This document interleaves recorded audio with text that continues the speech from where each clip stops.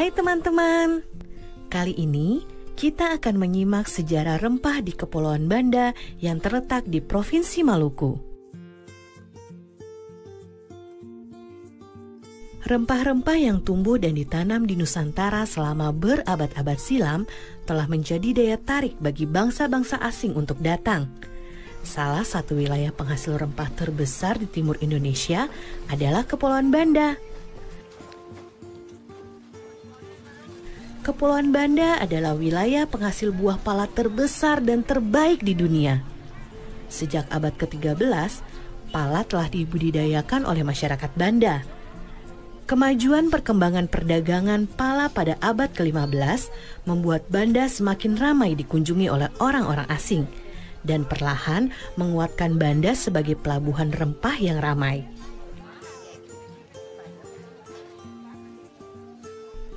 Sudah sejak lama, pala dimanfaatkan untuk berbagai kebutuhan hidup manusia. Pada abad ke-9, di Mesir dan India, pala digunakan sebagai pengawet jasad. Masih banyak lagi manfaat buah pala lainnya. Daging buah pala dapat dibuat sirup. Fuli atau kulit pembungkus biji pala dapat dimanfaatkan untuk membuat parfum, dan biji pala dimanfaatkan untuk obat-obatan, bumbu masak, kosmetik, dan minyak astiri. Berbagai manfaat buah pala inilah yang membuat bangsa Eropa sejak abad ke-16 berlomba-lomba datang ke Banda. Pada abad pertengahan, harga pala di pasar Eropa sangat mahal. Kalau dibandingkan dengan zaman sekarang, seperti gadget canggih yang harganya bisa puluhan juta rupiah. Tahukah teman-teman, kalau rempah-rempah Maluku telah dimanfaatkan sejak zaman Romawi. Pala dibawa ke Eropa oleh para pedagang Cina yang singgah di Maluku. Pala juga dibawa oleh para pedagang India melintasi Asia Tengah dan Asia Barat. Dari situlah kemudian pala tersebar ke berbagai penjuru dunia.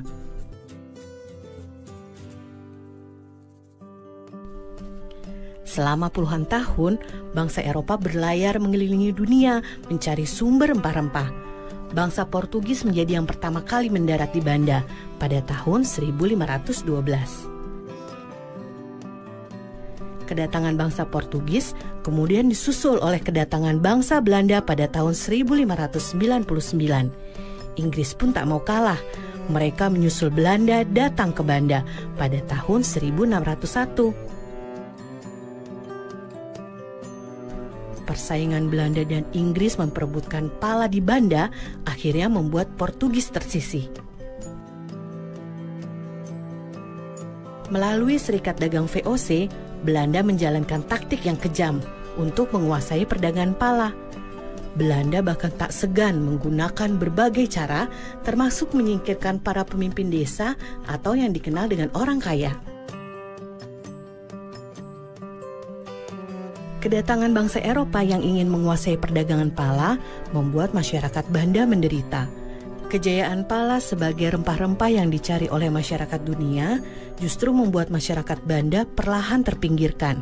Pada abad ke-19, setelah Inggris berhasil merebut Pulau Rune dari tangan Belanda, Inggris kemudian membawa pohon pala keluar dari Banda dan mulai menanamnya di Sumatera dan Malaysia. Sejak saat itu, monopoli perdagangan pala dunia yang dikuasai oleh VOC pun runtuh. Nah teman-teman, kini pala dapat kita peroleh dengan mudah di seluruh Indonesia. Ibu dan nenek kita sering memakai bubuk pala sebagai bumbu dapur. Kita juga bisa menikmati berbagai olahannya, seperti manisan, sirup, dan minyak gosok. Ternyata di balik bentuk pala yang mungil tersimpan sejarah yang luar biasa ya. Sampai jumpa di cerita seru sejarah Indonesia lainnya.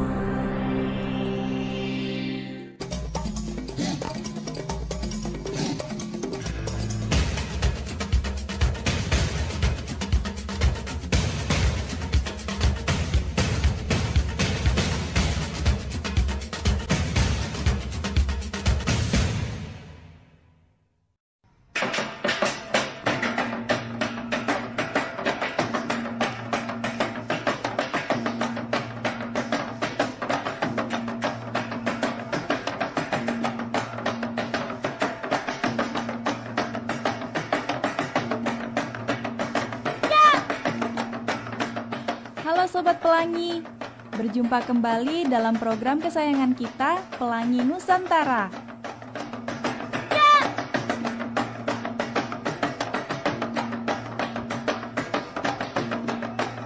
Sobat Pelangi, coba lihat teman-teman kita yang cantik ini. Mereka itu sedang menari apa ya?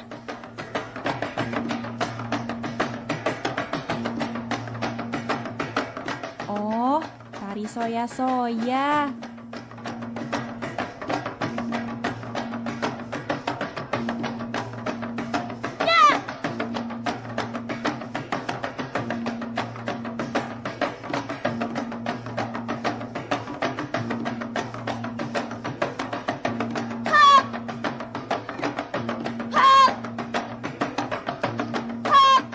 Tari soya-soya itu apa sih? Adik-adik, tarian soya-soya itu adalah tarian perang ya, yang menceritakan tentang peperangan, ya, kemarahan masyarakat Maluku Utara. Dan asalnya itu sebenarnya dari Pulau Kayowa. Ya, Pulau Kayowa itu di salah satu pulau di Halmahera Selatan yang kemudian menyebar ke seluruh Maluku Utara. Oh, ternyata tari soya-soya itu berasal dari Maluku Utara. Aku ingin tahu deh, latar belakang atau sejarah adanya tari soya-soya ini. Waktu itu terciptanya itu secara spontan sebenarnya ya adik-adik. Pada saat masyarakat atau yang di sana di daerah Maluku Utara itu disebut dengan Balakusu Sekano-Kano. Ya, Balakusu Sekano-Kano itu artinya rakyat yang merasa marah mengetahui bahwa Sultan Babullah diculik kemudian dibunuh. Seperti itu sampai terciptanya tarian tersebut gitu. Sobat Pelangi, perhatikan deh pakaian dan tata rias wajah mereka. Keren ya. Kalian mau tahu tidak bagaimana mereka merias wajah dan tata cara mengenakan kostum untuk tarian soya-soya ini? Kalau aku sih mau tahu banget. Kita simak penjelasan berikut ini. Untuk kostum soya-soya, ini dari setelan ya, seperti kemeja dan celana panjang. Kemudian ada selempang kiri kanan, ya, warna merah atau kuning. Kemudian rok. Nah, rok ini adik-adik berwarna 4 aja, ya. Topi itu kita namakan toala lipat, ya. Tidak ada ornamen lain kecuali ngana-ngana di sebelah kanan. Dan salawaku yang kita pakai di kiri itu menggambarkan seperti ornamen untuk perang ya waktu saat itu. Jadi tarian soya-soya karena laki-laki semua, kita tidak memakai make up. Di tarian soya-soya ini ada sekitar 12 gerakan dasar ya. Nah, tapi sampai sekarang itu kita belum ada namanya. Dari gerakan 1 sampai gerakan 12. Tapi setiap pergantian gerakan tadi sudah ada namanya, yaitu namanya saya ya. Jadi setiap pergantian dari gerakan 1 ke gerakan berikutnya itu kita namakan saya. Dan salah satu gerakan yang kita sebut suba, yaitu pada saat kita hormat ya. Kita duduk kemudian kita hormat, itu menggambarkan kita menghormati. Jadi cerita dari setiap gerakan itu ada ceritanya. Salah satunya itu kita suba, itu menggambarkan kita suba atau hormat atas jenazah yang sudah ditemukan tadi, jenazah dari Sultan Babullah tadi. Jadi kostum adik-adik yang digunakan untuk penari soya-soya ini sangat unik ya. Kita adaptasi dari bangsa kolonial dulu rupanya ya. Jadi ada atasan setelan putih-putih dasarnya dan memakai rok. Jadi penarinya semua laki-laki, tetapi kostumnya ada memakai rok ya.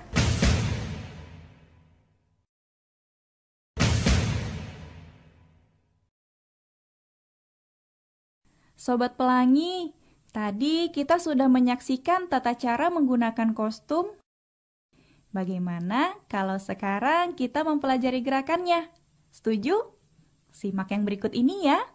Gerakan yang pertama, ayunkan ngana-ngana yang dipegang oleh tangan kanan ke depan dan ke belakang. Nah, salawaku yang ada di tangan kiri digerakkan, diayun ke kanan dan ke kiri. Seperti ini. Tu, wa, ga, 4, 5, 6, 7, 8. Sementara kaki kiri diangkat dan diayun ke depan dan ke belakang. Ya, seperti ini. Tu, wa, ga, 4, 5, 6, 7, 8. Selanjutnya, gerakan soya, yaitu gerakan penyambung dari gerakan sebelumnya ke gerakan selanjutnya. Caranya, posisi badan menghadap ke kanan, kaki kiri diangkat, lalu digerakkan mengayun ke depan, lalu ngana-ngana diayun ke depan. Gerakan berikutnya, kaki kanan melangkah ke samping kiri sebanyak 2 kali. Ngana-ngana diayun ke atas sebanyak 2 kali juga. Lalu, posisi badan menghadap ke arah kanan. Gerakan kaki dan tangan sama seperti sebelumnya. Seperti ini. Tu, wa, ga, 4, 5, 6, 7, 8. Gerakan selanjutnya. Posisi badan menghadap ke depan sedikit membungkuk. Kaki kiri diayun ke belakang dan ngana-ngana diayun ke depan. Salawaku menghadap ke atas di bawah ngana-ngana.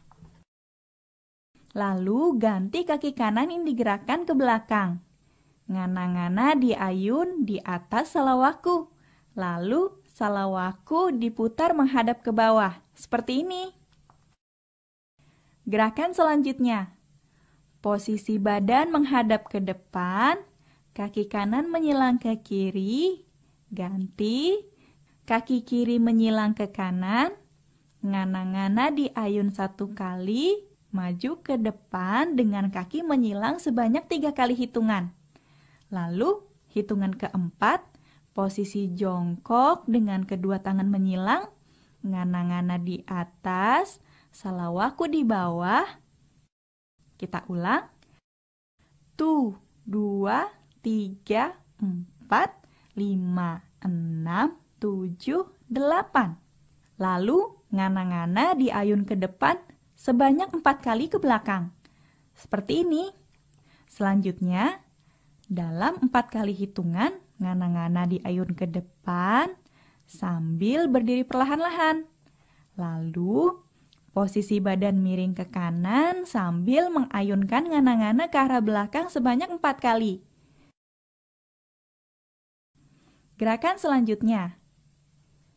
Kaki kiri meloncat kecil ke depan, diikuti kaki kanan sambil mengayunkan ngana-ngana. Lalu, loncat kecil ke belakang sebanyak 3 kali. Ngana-ngana dan salawaku diayun ke arah pinggang. Seperti ini. Tu, wa, ga. Tu, wa, ga. Gerakan selanjutnya. Sama dengan gerakan sebelumnya. Setiap hentakan, kedua tangan diayun ke atas dan mempertemukan antara ujung ngana-ngana dan salawaku. Seperti ini ya. Tu, wa, ga. 4, 5, 6, 7, 8. Tu, wa, ga. 4, 5, 6, 7, 8. Gerakan selanjutnya, ayunkan kaki kanan dan kiri secara bergantian ke arah samping. Ngana-ngana dan salawaku berada di pinggang, seperti ini. Tu, wa, ga. 4. Tu, wa, ga. 4. Gerakan selanjutnya, lari-lari kecil ke depan sebanyak 2 langkah diakhiri dengan kedua tangan mempertemukan ujung ngana-ngana dan salawaku. Lalu berputar ke belakang setengah lingkaran sambil mengayunkan ngana-ngana sebanyak 3 kali hitungan. Hitungan keempat, badan menghadap ke depan sambil terus meloncat, maju, mundur sebanyak 4 kali hitungan. Seperti ini. Tu, wa, ga. 4, 5, 6, 7, 8. Tu, wa, ga. 4, 5, 6, 7, 8.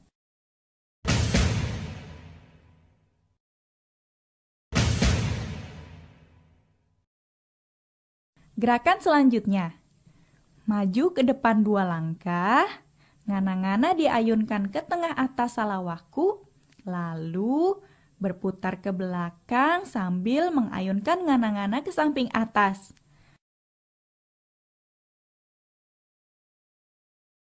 Tu, wa, ga. 4, 5, 6, 7, 8. Tu, wa, ga. 4, 5, 6, 7, 8. Gerakan selanjutnya. Kaki loncat ke depan dan ke belakang. Diikuti dengan ngana-ngana dan salawaku diayun ke depan dan ke belakang. Lalu balik kanan, loncat kecil dengan 4 kali hitungan. Seperti ini. Tu, wa, ga. 4, 5, 6, 7, 8. Tu, wa, ga. 4, 5, 6, 7, 8. Lanjut. Posisi badan menghadap ke kiri, silang ke kanan sebanyak 2 kali.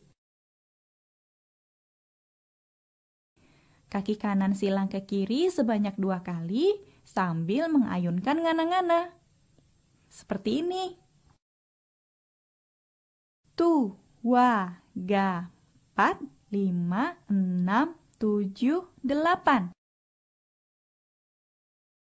Lalu, lakukan gerakan seperti sebelumnya, tapi sambil memutar. Seperti ini. Tu, wa, ga. 4, 5, 6, 7, 8. Bagaimana Sobat Pelangi? Tidak sulit kan? Kalian harus rajin berlatih agar bisa menguasai gerakan tari soya-soya ini. Kita coba pakai musik yuk!